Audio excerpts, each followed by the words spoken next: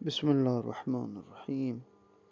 حضرت امیر المومنین علیہ السلام فرماتے ہیں، کتنے ہی لوگ ایسے ہیں جنہیں نعمتیں دے کر رفتہ رفتہ آہستہ آہستہ عذاب کا مستحق بنایا جاتا ہے۔ کتنے ہی لوگ ایسے ہیں جو اللہ کی پردہ پوشی سے دھوکہ کھائے ہوئے ہیں اور اپنے بارے میں اچھے الفاظ سن کر فریب میں پڑ گئے، اور مہلت دینے سے زیادہ اللہ کی جانب سے کوئی بڑی آزمائش نہیں ہے۔ اور یہ بہت ساری ایسے ہی معاشرے کے اندر افراد ہیں جو یہ سمجھتے ہیں ہم بڑے نیک ہیں، کوئی ہمارے گناہوں کو نہیں جانتا، ٹھیک ہے، در حالانکہ وہ منافقت والا ایک روپ ہوتا ہے ان میں کہ اللہ ظاہر تو بڑے نیک ہوتے ہیں لیکن جب خلوت میں ہوتے ہیں گناہوں پہ گناہ کرتے ہیں، بدکاریاں کرتے ہیں، تو ذات پروردگار ان کے گناہوں کو لوگوں سے چھپا کے رکھتا ہے اور ان کی اچھائیاں لوگوں کی زبانوں پہ آ جاتی ہیں اور وہ دھوکہ کھا رہے ہوتے ہیں۔ اور امیر المومنین نے انہی لوگوں کی طرف اشارہ کیا کہ مہلت دی گئی ہے کہ بار بار تم جو کر رہے ہو، ذات پروردگار کا عذاب تمہارا انتظار کر رہا ہے اور وہ تمہیں عذاب مل کر رہے گا۔ پھر فرماتے ہیں، میرے بارے میں دو قسم کے لوگ تباہ ہو جائیں گے، ایک وہ چاہنے والا جو حد سے بڑھ جائے، ایک وہ دشمنی رکھنے والا جو عداوت رکھے۔ یہاں پر ہمارے معاشرے کا بہت بڑا مسئلہ کہ وہ جیسے سنتے ہیں اور سمجھتے ہیں کہ ان ائمہ اہل بیت علیہ السلام کی کوئی حد نہیں ہے، حالانکہ ایسا نہیں ہے۔ یہ انسان ہیں، یہ عبد ہیں، اللہ کے محبوب ہیں، خدا نہیں ہے نعوذ باللہ۔ اور نہ ہی ہم عام جیسے لوگوں جیسے ہیں کہ جو عام طرح لوگ زندگی گزار رہے ہوتے ہیں، جو خیالات، جو تفکرات، جو کام ہم کر رہے ہوتے ہیں وہ بھی ایسے نہیں۔ ذات پروردگار نے سب سے بڑی باعظمت جو مخلوق پہلے خلق کی ہے وہ یہی محمد وآل محمد علیہ السلام ہے، اور یہ وہ ذات ہیں، یہ وہ نفوس پاکیزہ ہیں جن جیسا کوئی بھی نہیں ہے۔ پھر فرمایا، موقع کو ہاتھ سے جانے دینا رنج دکھوں کا باعث بنتا ہے۔ جب موقع مل جائے، جب فرصت مل جائے، اس سے استفادہ کیا جائے۔ پھر جب وقت گزر جاتا ہے، وہ موقع گزر جاتا ہے، پھر سوائے غم کے، دکھ پہ، پریشانی کے کچھ بھی حاصل نہیں ہوتا۔ پھر فرماتے ہیں کہ دنیا کی مثال سانپ کی ہے کہ جو چھونے میں نرم معلوم ہوتا ہے مگر اس کے اندر زہر ہلاہل بھرا ہوا ہے۔ فریب خوردہ جاہل اس کی طرف کھینچتا ہے، اور جو تانا ہے، جو عقل مند ہے، اس سے بچ کر رہتا ہے۔ یہ وہ دنیا ہے جو دنیا کی مذمت کی گئی ہے۔ امیر المومنین نے اس دنیا کا کہا ہے کہ یہ دنیا کتنی بری شے ہے۔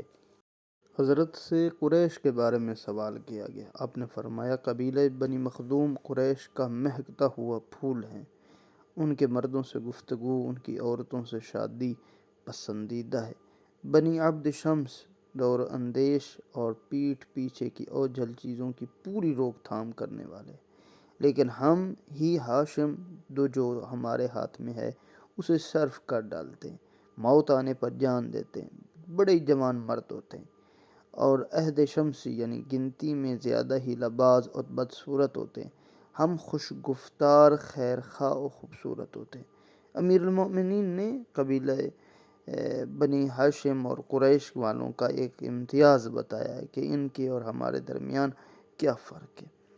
پھر فرمائیں، ان دونوں قسم کے عملوں میں کتنا فرق ہے۔ ایک وہ عمل جس کی لذت مٹ جائے لیکن اس کا وبال رہ جائے، ایک وہ جس کی سختی کم ہو جائے لیکن اس کا اجر و ثواب باقی رہے۔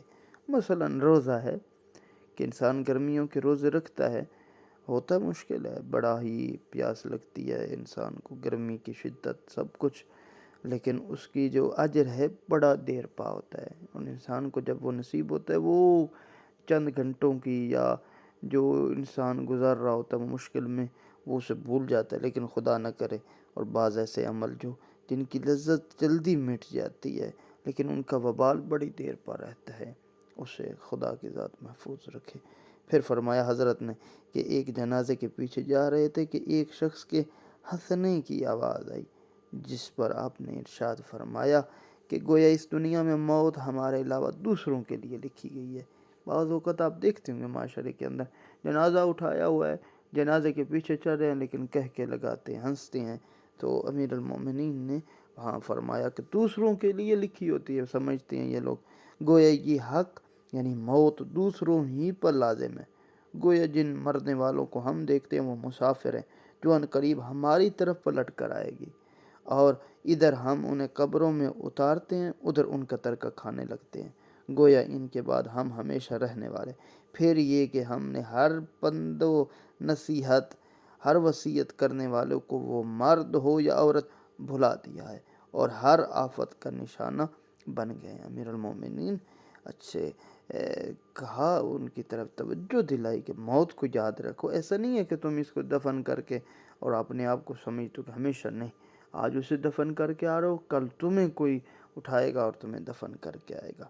پھر ارشاد فرمایا، خوشا نصیب اس کے کہ جس نے اپنے مقام پر تواضع کیا، جس کی کمائی پاک اور پاکیزہ، جس کی نیت اچھی، جس کی عادتیں پسندیدہ، جو اپنی ضرورت سے بچے و مال راہ خدا میں صرف کرتا ہے، بیکار باتوں سے اپنی زبان کو روک لیتا ہے، مردم کو، لوگوں کو آزار نہیں دیتا، تنگ نہیں کرتا، سنت اسے ناگوار نہیں گزرتی، بدعت کی طرف منسوب نہیں ہوتا۔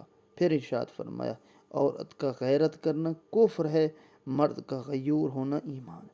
مطلب ہے کہ جب مرد کو 4 عورتیں تک کرنے کی اجازت ہے تو عورت کو وہ اپنے ساتھ جو سوتن ہے اسے ہو سکتا ہے برداشت نہیں ہوتی۔ یہ غیرت کرنا یہ اچھی بات نہیں ہے۔ اللہ نے جو اختیار دیا ہے تو حلال کو حلال سمجھنا چاہیے، اور مرد کا باغیرت ہونا یہ ایمان کی علامت ہے۔ پھر فرمایا، میں اس اسلام کی ایسی صحیح تعریف بیان کرتا ہوں جو مجھ سے پہلے کسی نے بیان نہیں کی۔ فرمایا، اسلام سر تسلیم خم کرنا ہے، سر تسلیم جھکانا یقین ہے، یقین تصدیق ہے، تصدیق اعتراف کا نام ہے، اور اعتراف فرض کی بجاوری ہے، اور فرض کی بجاوری عمل ہے۔ امیر المومنین نے سب بتایا کہ انسان جب مسلمان ہوتا ہے سب سے پہلے اپنے سر کو جھکائے، اپنے آپ کو سر تسلیم کرے کہ میں جناب آپ کی بات مانتا ہوں، پھر یقین کرے، جو کہہ رہے ہیں اس پر اعتقاد رکھے، اور جب اعتقاد رکھ لیتا ہے اور اعتراف کر لیتا ہے، پھر اس اعتراف کرنے کے بعد جو اسلام کہتا ہے اس پر فرض ہے کہ وہ اس کو انجام دے، اور یہ انجام دینا اس کا عمل ہے، اور یہی عمل ہی اس کے مسلمان ہونے کی دلیل ہے۔